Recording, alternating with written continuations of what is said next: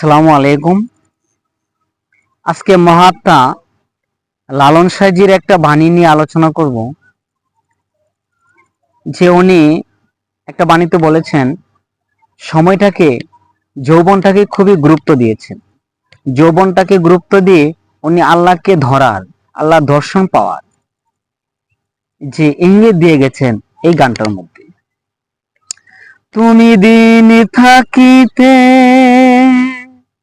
দিনের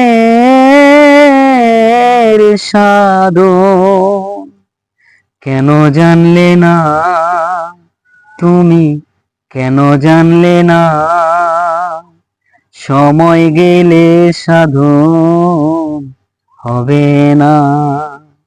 এই যে উনি বলেছেন, তুমি দিন থাকিতে তিনের সাধন কেন জানলে না, সময় গেলে সাধন হবে না। এখানে উনি যে উপযুক্ত সময়টা আল্লাহকে লাভ করার, ঈশ্বরকে লাভ করার, প্রভুকে লাভ করার যে উপযুক্ত সময়টা, সে সময়টাকে মিন্স করে তিনি এই গানটা লিখেছেন। যে যৌবনকাল হচ্ছে পরিপূর্ণ সময়। এই সময়টা ঈশ্বরকে লাভের সময়, আল্লাহকে লাভ করার সময়, আল্লাহর দর্শন লাভ করার সময়। উনি এই সময়টায় তিনের করণ, এখানে তিন বলতে কি বোঝানো হয়েছে? এখানে তিন বলতে আল্লাহ নবী রাসূলকে বোঝানো হয়েছে। এখানে তিন বলতে যে তিনটা রসের কথা বলা হয়েছে। কারণ যা আছে বিশ্ব ব্রহ্মাণ্ডে তা আছে মানব দেহে। এই মানব দেহে আল্লাহ নবী রাসূল আছে। তাই ওখান থেকে তিনের করণ জানলে আপনারা ওই আল্লাহ নবী রাসূল এর সান্নিধ্য লাভ করতে পারেন।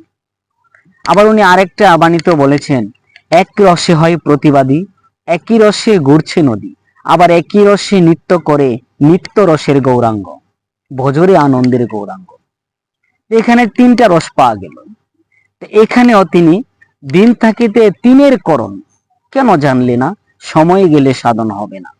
এখানে তিনের করণ, এই তিনটা রস, এই তিনটা জল, এই তিনটাই হচ্ছে লালন সাঁইজি বলেছেন যে তিনের করণ আল্লাহ নবী রাসূল, আর দেহের মধ্যে এই তিনটা জল আকারে আছে। উনি এভাবে বলেছেন।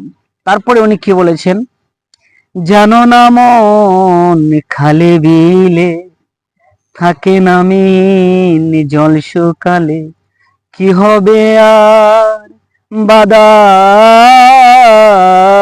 দিলে, মোহনা শুকনা তাতে মোহনা শুকনা, সময় গেলে সাধন হবে না।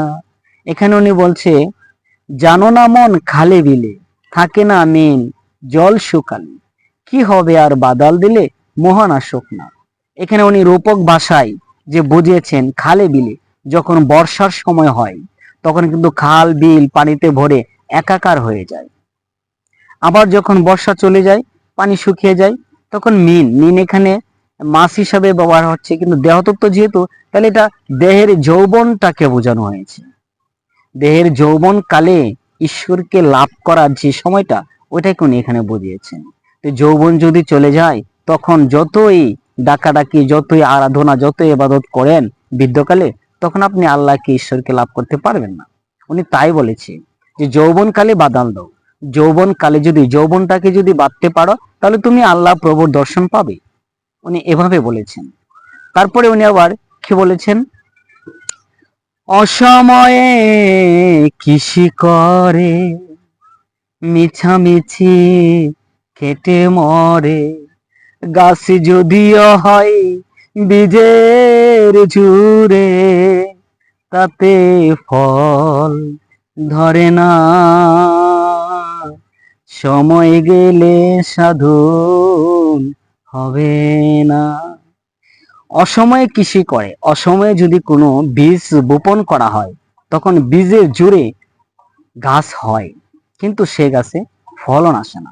আপনার যে সময়টা, আপনি যখন বৃদ্ধ হয়ে যাবেন, তখন যতই ডাকাডাকি করেন, যতই আরাধনা করেন, তখন কিন্তু আপনি আল্লাহকে লাভ করতে পারবেন না।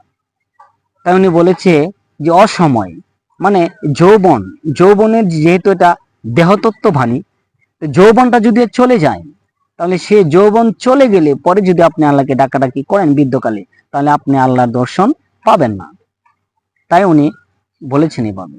আরেকটা বাণীতে উনি বলেছেন, এই পাশের যে শেষ কুলিটার মধ্যে বলেছেন, অমাবস্যা পূর্ণিমা হয়, মহাযুগ সে দিনে উদয়, ফকির লালন বলে তাহার সময়, দণ্ড রহে না, সময় গেলে সাধন হবে না।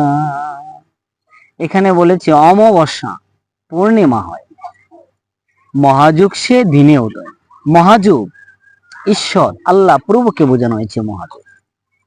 যখন নরনারী মিলে হচ্ছে একটা দেহ, ওই দেহের মধ্যে অমাবস্যা হয়, অমাবস্যার পরে পূর্ণিমা আসে, আর সে পূর্ণিমার সময় আল্লাহর আগমন ঘটে, প্রভুর আগমন ঘটে, প্রভু সেখানে উদয় হয়। তখন সাধক যারা যারা সাধক যৌবনটাকে ধরে রেখেছে, সাধক উলি আল্লাহ, তারা ওই সময় তার প্রভুকে লাভ করে, ওই সময় আল্লাহর দর্শন লাভ করে। কিন্তু আমাদের সবসময় মনে রাখতে হবে যে এই অমাবস্যা পূর্ণিমা, আকাশের চন্দ্র অমাবস্যা পূর্ণিমার কথা বলা হয় নাই, এটা বলা হয়েছে দেহের মধ্যে। এই দেহের মধ্যে নরনারী মিলে একটা দেহ, এই দেহের মধ্যে যে অমাবস্যা, অমাবস্যার পরে যে পূর্ণিমা আসে, সে পূর্ণিমার সময় স্রষ্টা মানে মহাযুগ উনি আগমন হয়, ওনার উদয় হয়, তখন তাকে উলি আল্লাহ সাধকরা তার দর্শন লাভ করে। তাহলে আমাদের জানতে হবে, বুঝতে হবে যে গানটার মধ্যে কি বলেছে। গানটার মধ্যে বলেছে যে যৌবন কালটাকে ধরে রাখতে হবে, তাহলে অনেক কিছু পাওয়া যাবে, এবং সেই যৌবন কালে ঈশ্বরকে লাভ করা যাবে। আর ঈশ্বর ওই সময় থাকে, তা নরনারী মিলে একটা দেহ, নরনারী মিলে হয় মানুষ, আর ওই মানুষের মধ্যেই ঈশ্বরের বিরাজমান। তাই ফকির লালন সাজি বলেছেন। এখানে আমরা আজকে জানতে পেরেছি ঈশ্বরকে ধরার, আল্লাহকে ধরার যে একটা উপযুক্ত সময়, সেই সময়টা এখানে বলে দিয়েছি।